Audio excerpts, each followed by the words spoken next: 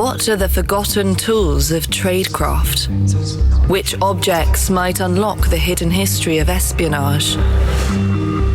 I'm Alice Loxton, and this is a history of the world in spy objects.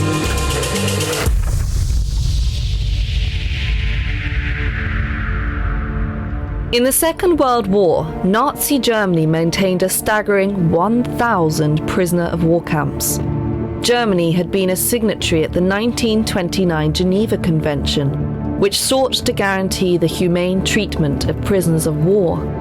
But of course, the Nazi Party was not known to abide by the rules of fair play. POWs behind German lines sometimes endured unspeakable horrors. That's why, when the war broke out, British intelligence took pains to protect the well-being of Air Force personnel, whose planes were downed by Nazi forces. They did so by thinking strategically. What were the practical challenges faced by POWs, and what could be done in Britain to circumvent them? When you're captured in a theater of war as a combatant, one of the things that happens is you get everything taken off of you except for the clothes on your back, so that if you managed to get away, you'd be stuck. You wouldn't have any money for bus fare, you wouldn't have a map to help you understand where you were, and you wouldn't have a compass to help you understand which way was which. So if you've got a map that can be concealed inside your shoes or your socks or your hat, and if you've got a compass that is concealed inside one of the buttons on your jacket, maybe the Germans who've captured you won't find it. This is Lynette Nusbacher, former Canadian and British Army intelligence officer, current war historian and strategist. In the world of intelligence, it's minds like hers that prevent worst-case scenarios from coming to pass. Strategy is the way we understand where we need to go and how we're going to get there. It's a way of envisioning the way the world should be, or the way we should be, and then planning out the pathways to get from where we are to where we need to go. The object Lynette has extracted from our archives is a tiny testament to the power of strategic thinking. It's just 23 millimeters across, but its importance to the RAF officer who becomes a prisoner of war is hard to overstate. We're looking at a brass button that is clearly from a Royal Air Force uniform, and it's got the old king's crown from when King George was king, and it's got the albatross, the high-flying, long-lasting bird that is the symbol of the Royal Air Force. And this size of Royal Air Force button came from one place and one place only, and that is the pocket flap of a Royal Air Force service dress tunic. The pocket flap. That's noteworthy. Say you need to pull a button off your uniform to use for something else. You'll still want your shirt to stay fastened. Stealing a button off the pocket would be much less noticeable. Even if you examine this carefully, it just looks like every other button. If you know what you're doing, though, and you turn it backwards as though you're trying to tighten something really special happens. The face of the button comes off. If you turn the face of this tiny brass instrument clockwise, the front and back of the button will detach. And what remains behind is a rotating compass with two glow-in-the-dark dots pointing north and a tiny little red pip so that when it's light out you can see which way is north, and one little glow-in-the-dark dot pointing south.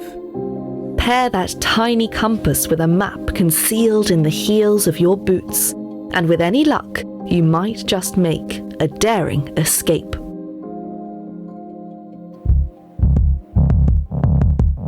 If smart little spy objects like a button compass tickle your fancy, you're in luck.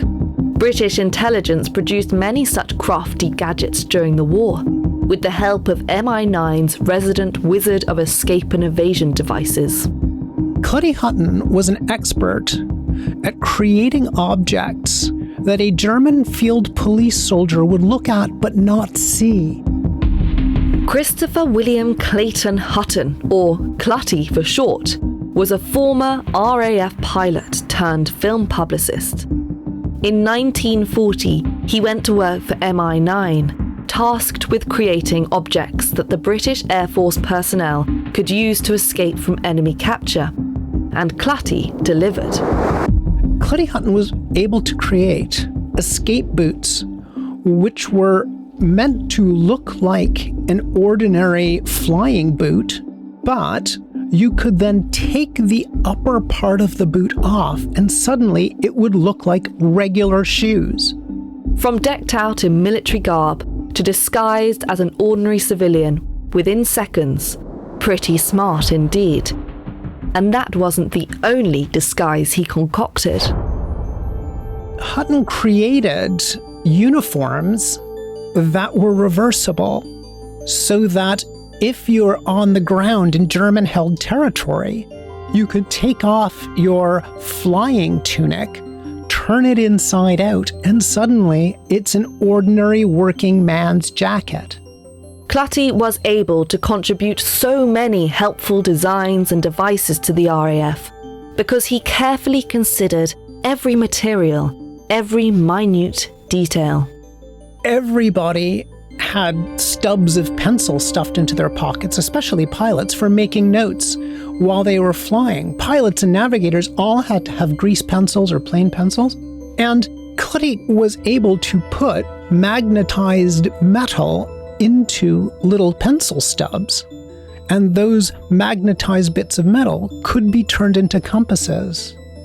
All of these cunning little items Clutty concocted for MI9 served to help downed flyers escape from behind enemy lines and return to Allied territory. One of the things that MI9 did was equip people with compasses just like this. They gave people maps disguised as playing cards or silk maps that could be folded up and sewn into their clothing. MI9 was really focused on helping people prepare for their missions overseas so that if it all went wrong, they could get back home again. And MI9, plus their friends in the French resistance, were really good at getting pilots, other air crew, out of German territory and back through France and Spain and Switzerland and wherever they had to go to get them back to their bases. But Lynette says the real value in those tiny button compasses, the strategic advantage they gave Air Force personnel, wasn't so much the practical role they played as the psychological one. All of these pilots and other air crew were courageous people no matter what happened in the sky. They had their plane, they had their guns, they had their bombs. They knew what they were doing. But if they had to cross the boundary from being a flyer in the sky to being a hunted man on the ground, those pilots knew that could be the death of them.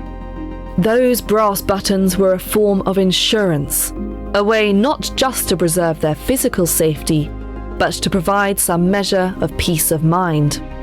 If their plane took a hit and they had to hit the silk and parachute down out of the sky where they were powerful down onto the ground where they were nobodies, it really made a difference to know that they could turn their jackets inside out, strip away part of their boots, pretend to be Germans, and use a button to help find their way home.